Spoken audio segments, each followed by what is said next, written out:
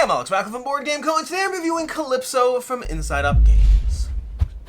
Kalypso is a 1-4 player polyomino drafting game. It's polyominoes, but they actually kind of have mostly one size. Well, I guess they have three sizes. They have three sizes of polyominoes. This is neither here nor there. This is a 1-4 player polyomino drafting game with a competitive and a cooperative mode. This is a prototype. Everything you see here, rules, components, which could change, and I'll have a link to the crowdfunding campaign down below. And I also have this guy over here who can't stop playing with the boards, which is going to be a slight problem. Let's push this onto the table so it doesn't fall off. He'll be around, hopefully not distracting too much. If he does, he'll go on the floor. It is what it is.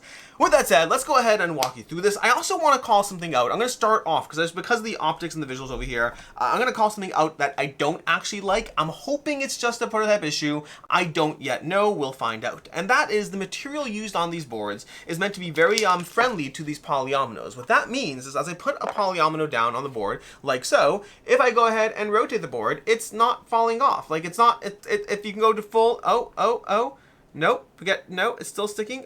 Wait, there we go. I had to go to that level. Like it sticks. It creates a little bit of a, it's like almost like a very Velcro-y, it's soft, but it does also mute the colors. That's the problem. Now, I don't know if that's a prototype issue or not. I love the material. This is Calcifer. We're going to have to go on the floor. I'm sorry. You're too distracting. But the material, I love the material and what it adds as far as the stickiness of the game. I don't like how it does mute the colors of the game, so I'm hoping it's a prototype issue, but time will tell. That said, I want to call it out before we begin. Now, with that said, let's go ahead and dive into this over here. This is a polyomino drafting game. You're going to start off with the polyomino center over here, and then you're going to have a tile, which you're going to be putting polyominoes on and drafting those tiles. You're going to put down 5 polyominoes. You're going to draft 4 of those, discarding the last polyomino. You're going to have these little boards that pass around from player to player. That's why we have a bunch of them over here. And you're going to draft 4 of them, and that's a round. You're going to do 4 rounds, and that's the game. So you have 4 rounds of drafting 4 polyominoes each, all in this single exact T shape, by the way. They're always a T shape. Scrap is going to be in a 2x1, and barrels are going to be a 1x1. Outside of that, you have a T-shaped 5-tile polyomino. Now, you're taking these polyominoes and you're placing them down to your board, and you're doing that to build buildings. We do that to do a lot of things. A lot of things going on as far as how you score points. Let's just walk you through them. So, the first thing you need to know, though, is that when you put a polyomino section on the board, let's say I do this like so, I've now created a 2x2 grid. Over here, right here, is a 2x2 grid in which 3 of those 4 are green. And because of that, I can build a green building. There is a little player board that you can stack the things on, like this. I'll show you this later. Well, actually, I'll show you it now. There's this board over here where you can actually stack all the buildings on. It's used one way in competitive mode, where you stack the buildings and players take them as supply, and it's used separately for cooperative mode. We'll show you that part soon. But you take this tile over here, you choose which side you want to be. For the sake of this example, I'm going to build a garden. I'm going to take a garden over here, and I'm going to put a garden tile. I'm going to grab another 2x1 tile over here and place it out on top of other tiles. That garden is going to score points for each building that is touching. In fact, you have a little scoring card over here, a little player area card that tells you all of the ways the buildings operate. There are 4 different colors. Each color is double-sided, which means there are 8 different buildings and what they do for you as far as how you score points. But again, ultimately, you're trying to place these tiles out and score as many points as possible. So that's my first tile I placed. I put a garden out. Garden's going to score 1 point for each building it touches, which is a maximum of 5 points. Right now, it's only 1 point. Plain and simple. Great. Awesome. There are some other things that are in play that I haven't shown you yet, so I'm going to get to all of it soon. But let's go ahead and draft another tile. Let's just grab a tile from the bag instead of drafting from my single pool over here. We're going to take this tile and we're going to try to put it out somewhere. And right now, I've got a lot of green over here. I guess we'll take that as an opportunity to show you the other green tile. In fact, we're going to take this tile over here and we're going to place it, if we do there, I guess that makes sense. We could go down here. I think we're going to go down here like so. Although alternatively, if we put it here, no, we're going to go down. We're going to go down. So we're going to place this like so, down over here. That's going to create another little section, and we're going to take the other side of the green tile, and this one involves placing out nets over here. Now, nets are going to be a little different, so we have to put a boat out. We're going to pretend that we already built a boat. We're going to place a boat over here, and that's going to be important because I can show you how a net works. So on this other side of the tile, I'm going to take a net, which is the other side of the garden, and I'm going to place it onto one side of the water over here. I'm going to look over here. I'm casting a net into this box, and there's 1, 2, 3 fish. I'm going to reach into the fish bag and draw 1, 2, 3 fish tiles. We got a 1, 1, 1, and a 2. The tiles range from 0 to 3, and there are also some barrels, which means you can take a barrel as a 1x1 wild tile. We'll explain those soon again. But that gives me a bunch of points. I have these fish tokens. I can keep them face down. Those are secret points. So you saw me get a 4-point turn over there by casting this net, and this section of water is now taken. This section of water can still be fished. Okay, so we got another tile over there. Let's grab another tile from the bag and see what else we got. Our fourth tile, or third tile, I guess, our third tile over here is going to be This is a second. Yeah, we started with 1. We have 2. This is going to be our third tile. Let's try to build this out in a way we can actually work towards something else. That would be okay-ish. Let's do this like so. Okay, we're just going to do this. We'll see how this plays out in our favor. Although if we're doing that way, maybe we try to get some life preservers. Maybe we can do that. If we go here, that's not going to be good enough. If we go here, I guess we're going to do this. We're going to go over here because I think this will work for me as far as that goes. And I get this life preserver, which I've rescued. So I now take this life preserver, I move from the board, and I now take a survivor that goes to the side of my board, and I can use that survivor soon on another tile. We're going to grab another tile over here. We can see what we got over here. Let's grab a tile from the bag. We got this one, which now we can show you another building type. Okay, so this building type over here, we now have a section of tile over there. We're going to take this building, and this one is a fun one because this side of the building over here allows us to take a random T-shaped tile from the bag. So we're going to do that over here, grabbing a random T-shaped tile, taking this, and we're going to be able to add that to our board because that's what that tile does. We're going to take this, we're going to put it down over here. I think there's actually a few good places to put this. I think if we do like this, no, this, you know what, we're going to go this way. There's lots of good places we could build this. We're going to do this over here. That's going to allow us to look over here where we can now take one of these tiles. This tile allows us to put this down over here, and that lets us house a person. We take that person that we housed and we put that person out, and we're going to put it onto a previously placed building and reactivate that building, which means we're taking another tile from the bag. We're getting a lot done over here. We take another tile. We got this one, which you can now add to our board. It's worth noting, by the way, you may see 5 colors. There's gray, black, green, and yellow, and then plastic is gonna be red. Plastic's bad, it's not helpful. You may as well try to cover it. There's often bonuses to covering it, including some of our goals that we have in the game. So we're gonna take this over here. We're gonna try to figure out where this one goes, keeping in mind, by the way, that we got an extra tile from this one, and then when we place this, we reactivated, so we're now in our second extra tile. Even though you only draft 4 tiles per round, there's often ways to get more. So with this tile here, is there anything good I can do that would be very helpful? And I'm not sure if there is, because we could try to enclose areas. That might be the best way to do this because I'm not seeing a way to get a 3x4, unfortunately. So I think we are just going to try to work towards the future. So what we're going to do right now is we're going to focus on trying to enclose for the future. So let's try to keep this simple, not to make things too complicated. We can go like this. Okay, we're going to do this over here, like so, placing this down, collecting another person, which we can use. We're also trying to enclose fish because that will be another rule that you'll get to see play out now that you have that additional person. That's round 1 over here. It's also worth noting this boat is now moored. It previously was free floating. Now it's a moored boat that can be part of our structure and can be built on top of. That's basically the structure of what, oh, actually, I think technically that's illegal because of the way I placed that. We're going to do that instead because technically the corners. Anyways, that's basically the structure of what you're doing. You're drafting tiles as much as possible to try to build out and activate the buildings. You've so far seen 1, 2, 3, 4. You've seen 4 of the 8 possible building combinations. So let's show you some more. If we place this down over here, we can place the other side of the building. Keeping in mind, by the way, there's also point values on these you want to pay attention to. So there's different points on them, but that lets us take scrap from the scrap bag. We take 2 scrap tiles. It's not as good as a 5 tile over there, not as good as a T tile, but we get these scrap tiles that we can place out in different ways. So can I benefit from these right now? Not right now, but I can set myself up to benefit from them as I further build this out. And we'll place this down over here. I guess we'll do this now that boat is part of things, although I don't love that there. I'll do it like this because maybe I can get another scrap. You know what? I'll do this like there. That's probably the best way. So that's connected now. If I get a black one, I could build that there. And now this boat's part of our mooring. Then, for example, something else that we haven't seen yet is if we go ahead and connect these. And I'm not going to necessarily worry about being efficient, but if we connect these, you have a center area. Whenever you enclose barrels, lifeboats, or fish in an area, you can draw fish from the bag as well. So you don't just need a net. Sometimes enclosing it is enough. That's another way you can do it. And we got a 2-pointer and a 1-pointer. That's another 3 points for us. As far as other building types, on this side over here, we got this spot over there. We're going to place a barrel spot. That allows us to take a wild barrel, placing that anywhere we want. For example, we can place it over here and place down another one of these, which is again going to cascade into, because we have that 2x2 area, that's again 3 black because barrels are wild. And now we can focus on the other colors because there's still colors we haven't done yet. So for example, we can go over here with this one and we can place this out over here, which is how we get boats out in the first place. We have a 2x2 with that. We place the boat out and now we can work on fishing somewhere else. We can even cover a barrel to get that barrel and use it again somewhere else. So we can place this over here so we can work our way towards things. This is a good time to show you can actually build off the board as well. You're allowed to build off the edge if you need to. I don't love how it looks visually because I'm a little OCD in that sense, but you can do so. We can place that out over here and now we can get that last tile. That's going to be the solar panel tile. That one's going to reward you for empty water spaces around it, getting points for the empty water spaces around the tiles. tile.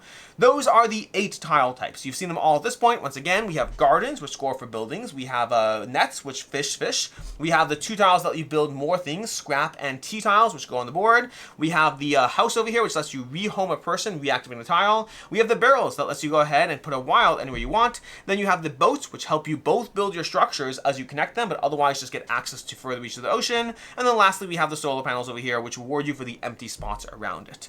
Other things that are happening in this game before we get to the cooperative mode are going to be you have goals. These goals are in place. For example, no visible plastic. You earn 2 victory points per occupied zone without visible plastic. For example, this zone is occupied with no visible plastic. This zone is occupied and there is visible plastic. This zone is not occupied. So this zone would score 2 points, nothing, and nothing for that example. Over here, you earn 2 points per building that's on the outer zone of your board. So 1, 2, 3 buildings so far that are currently going to score for those points on the notice board. Those are general goals.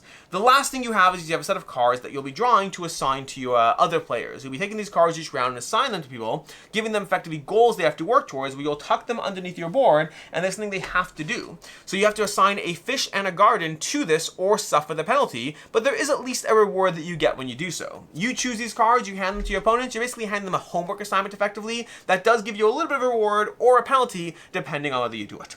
That is how you play the competitive mode of Kalypso, but the cooperative mode is so much more. And also, right about now, I would normally just, dunk all these off, but it doesn't slide off as easily as you'd like, intentionally so. So we're going to go ahead and give it a somewhat vigorous shaking, because you have to do that. And we're going to flip it over to its reverse side, where you have a much larger board. I'm not going to try to show you all of this over here, because honestly, the rules are basically identical, but you're going to be building out a 2x2 giant board that all the players are playing on in this cooperative mode. And then on this giant board, in addition to that, you're going to have this board over here, which is going to be tracking how well you're doing. Because the difference in cooperative mode is there's a few rules changes. The first thing is the points don't matter. Points don't matter in co-op. You still have 4 rounds, and you have to keep track of different things. You have to be assigning every single round. You're going to have a card that, depending on the difficulty mode, you're assigning a certain number of survivors, and those survivors are going to determine your needs. And each round you have to accomplish those needs while also having goals that you have to accomplish and these events that you have to accomplish as well. So there's still things you're constantly trying to do. So for example, in this first round, if we were playing on medium mode, we would add 3 survivors. Those 3 survivors need to be housed by the end of round 1. Well, actually, it depends on player count as well. So you want to look, if I'm playing a 3-player game, maybe 3 survivors, you have to add those survivors to the board, and you have to house them. That's the first thing. If you do not house those survivors, you are going to lose the game. So that's the first thing. By the end of the round, house those survivors. The second thing is, because you've housed those survivors, you now have those survivors, and those survivors are going to eat 6 fish. They also need at least 1 garden in play, and the boats, the solar panels no longer have an effect on points. Instead, they are what allows you to build boats. You can't build boats unless you have solar panels in place, and that's going to be a progressive degree of increase of what you need. Now, keeping in mind, most of these things keep going up, but food is consumed each round. So the first round, you might need 6 food, but that next round, you might need 16 food, and it constantly resets to 0, and whenever you draw fish, you have that many food. So you have, for example, over here, you would draw 2 fish, moving your food counter up 1. So it shifts from a points-based system to instead a needs-based system. You need to take care of the needs of your people in this ever-expanding settlement. That's going to be the main difference in the cooperative mode. You need to do things or lose. It's not about points. So again, the first thing you need to do, house those survivors by the end of the round, or you lose. Second thing you need to do, by the end of the game, you need to match the bottom goals of these instead. So for example, for plastic, you must not exceed X visible plastic icons. A 3-player game, you would not be allowed to have more than 15 visible plastic. You have to cover the plastic as you're putting it out there, which is challenging. You have these goals you're working towards. Third thing, every single round you're going to draw a card randomly. All players are going to take that. All players will have to assign a fish and a garden. If they don't, it's game over. There's no point-based cost. You simply must do this each round for each player, or alternatively, you're going to lose the game. That's going to be the other thing that causes you to lose. And the last thing is, at the end of the round, if you don't have enough food or enough gardens to take care of your people, you will lose the game. Additionally, when you rescue people, the challenge in the cooperative mode is rescuing people represents increased needs early on. So when you gather people from the ocean, you should have left them out there because now your settlement needs more food and more gardens to take care of them. And so there is at least a reward for doing so. Your first 5 people that you rescue give you specialists. This means these extra abilities over here, and they give you something you can do. For example, this one, if you get that specialist, you get to use all the tiles each round, including the very last one that you would normally discard. hard. There are 5 different specialists giving you 5 different abilities, which means the first 5 survivors come with a con, you need to take care of them, but a pro, they give you some form of ability. That is how you play the cooperative mode of Kalypso. I guess the last one we didn't talk about is monuments. Monuments are these things, they're worth 11 points each, which is an oddly specific number, but it works. Monuments require a 3x3 grid, and in that 3x3 grid, you have to have 5 out of the 9 icons. So instead of being 3 out of the 4, it's 5 out of the 9, and you build a monument. Although in the cooperative mode, there's a card that would require them, because otherwise there's no points. And alternatively, one of the abilities, this one over here, lets you rescue people from the board without them becoming an obligation on your colony. That is how you play a game of Kalypso. There are some small rules differences for solo because there's no drafting, but it's basically the same core concept with some small adjustments. And that is how you play Kalypso, which brings us to what I like, don't like, and can see how it's not like in my review of the game, basically. Starting off with what I like. In general, tile drafting is fun. Polyominoes are fun. Trying to cascade it all together, that's where the game really shines. Because, honestly, I'll get to things I don't like. The drafting doesn't really do much for me. I'll get to that later. But the placing the tiles out and trying to figure out the way to cascade from action to action is where this game shines. And I do have different opinions and even ratings on the cooperative versus the competitive. But, in general, you start off with, you're like, I only get 16 tiles the whole game. And then you realize between the houses, between the additional tiles that you get, between everything else that you're doing, there's so much more opportunity to really cascade as you build things out. And it's the cascading actions, those buildings you're building, and the fact that you keep being able to do more and more and more, it's where this game shines. And the fact that you always have the same shape, this one T-shaped tile, it's an interesting twist on polyomino games where there's always that one type of hole you're able to fill. This one changes it because you're always trying to fit these. There's certain patterns of how you can't, where you'll have to rely on either scrap or alternatively barrels to fill those gaps. But I like that shift from a typical polyomino game. But really the whole thing comes down to the fact that there's a ton of ways to both score points as well as cascade into further actions. Sometimes building a solar panel in the right place is going to get you a bunch of points. Other times you want to get another tile so you can further build out, so you can try to fulfill that objective. The notice board over here means you are rewarded for cascading outwards to be able to build your buildings on the perimeter as much as possible. It can be incredibly satisfying to do so. There's a lot of competitive, there's a lot of choice between how you're going to try to pursue your objectives and how you're going to try to score points that is incredibly satisfying. And in the solo co-op mode though, and I'm not going to try to hide this, I guess, we'll get to in the final thoughts, the solo and competitive is where the game shines for me. It is such a satisfying puzzle. It feels constantly tight as you try to get the resources you need to accomplish your goals every single round. Again, I will have critiques, we'll get to those soon, but you feel like you're really trying to work together. The sense of cohesion I have played, every time I've played this game, solo is fun, cooperative to me is the most fun. There's a real sense of teamwork at the table where you're trying to work together to be like, okay, great, well, I can place this down here, and then I'll give us this, and if I do this on a house over here, well, we need to house these people by the end of the round, or we're going to lose, and we don't, wait, if I get this barrel, you can place that there and get that extra scrap and put that scrap there. There's a real strong sense of teamwork as you play the game that is incredibly satisfying. It is both challenging, asterisk on that, it is both challenging, it feels challenging, and then also satisfying from the teamwork standpoint as you work together to try to find your pathway out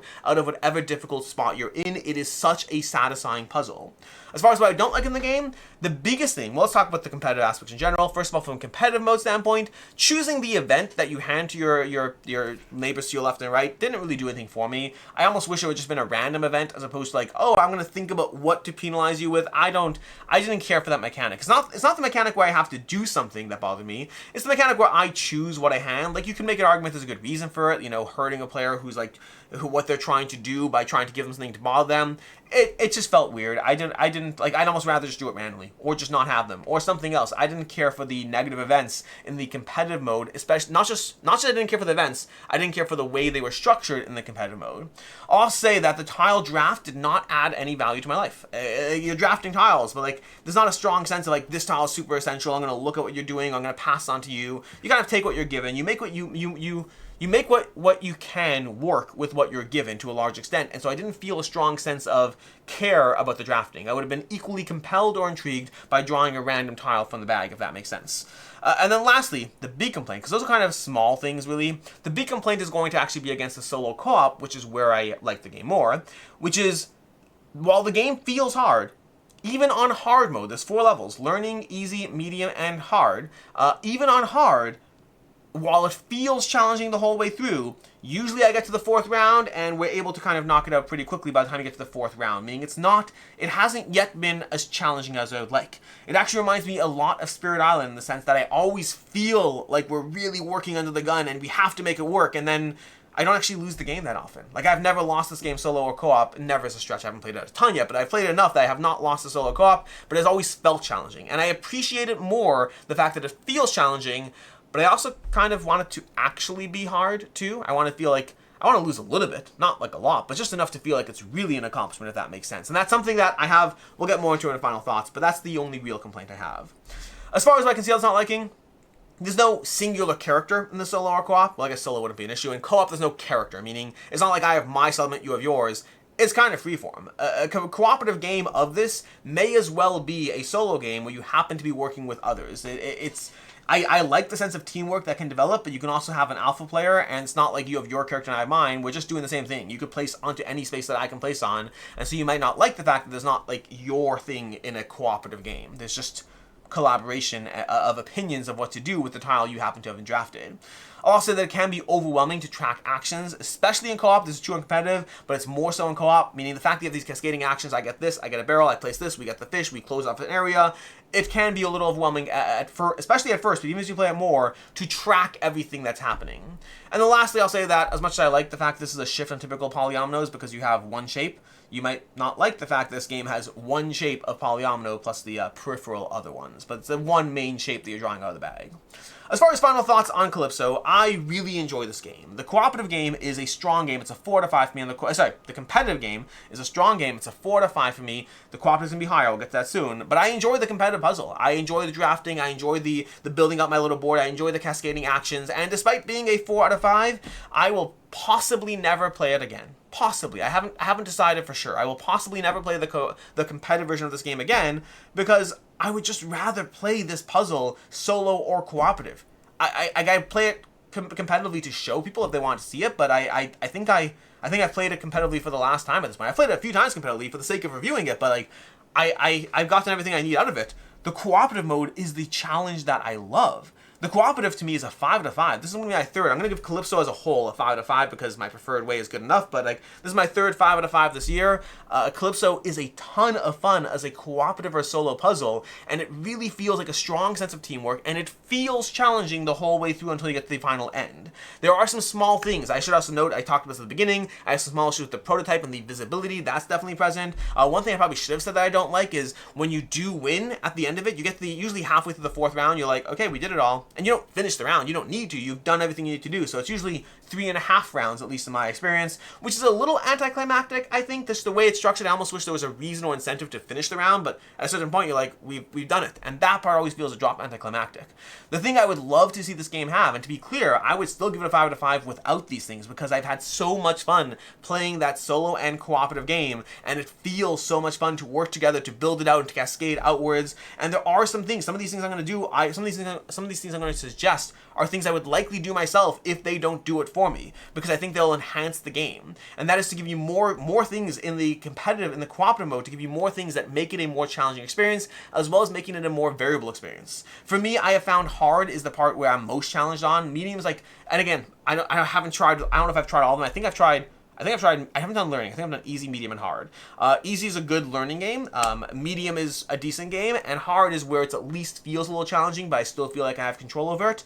I want more things that make this experience more challenging. Whether those things are specific goals. Maybe you have like a goal like in the game where you're like, in addition to doing these, because one thing you could do, by the way, is you can just add more of these. Add a few more of these, that's going to be another challenge. I haven't done that yet, so if I added more of those, that would add more of a challenge and more variability to what I'm trying to solve, which I certainly will do if needed. But also things that are goals. Like in this game, you have to rescue 5 people the first round. Like add that, like, and also play on hard mode. Like again, I've been very vocal about the fact that I like Cascadia and Calico, and specifically the solo modes that those games give you, where they give you scenarios, not just score, not just difficulty, but scenarios and specific things that make a scenario different. So if you had things like, oh, play with these 3 goals while rescuing 5 people in the first round on hard mode, that would be an interesting challenge. I want to see a bunch of those things. I want them to come up with like 20 different scenarios of things to do. There's also possibly room for events. Things like, oh, depending on the number of plastic, lose that much fish. You could have events that pop up in the game that would again add a degree of craziness to it. I love what this game is doing in solo and cooperative. I think there's room to make it even better, but even as it is now, it is one of the more enjoyable gaming experiences I've had this year. As far as other game recommendations, I'm going to talk about Planet Unknown, which is a big one. If you're looking for the competitive idea over here, I think from a competitive stance, this feels very similar to Planet Unknown in a very good way. I think both have their spot. For me, I'm probably just going to play Planet Unknown for competitive, and this one for cooperative. And then I mentioned Spirit Island as well, and that's because of that feeling it gives you. Hello, buddy. Oh, hello. Well, it's at the end of the video. Spirit Island has that feeling where you kind of feel challenged the whole way through, but until you actually add in more of the scenarios and more of the other things, it is one of those games that feels more difficult than it actually is, which I appreciate them more. For me, it's more important that I feel challenged than I actually am in a game, if that makes sense, but both are still important. In any case, until next time, I'm Alex Radical from Board Game Co. I hope you found this review helpful in some way, and as always, and until next time, I hope you have a good one.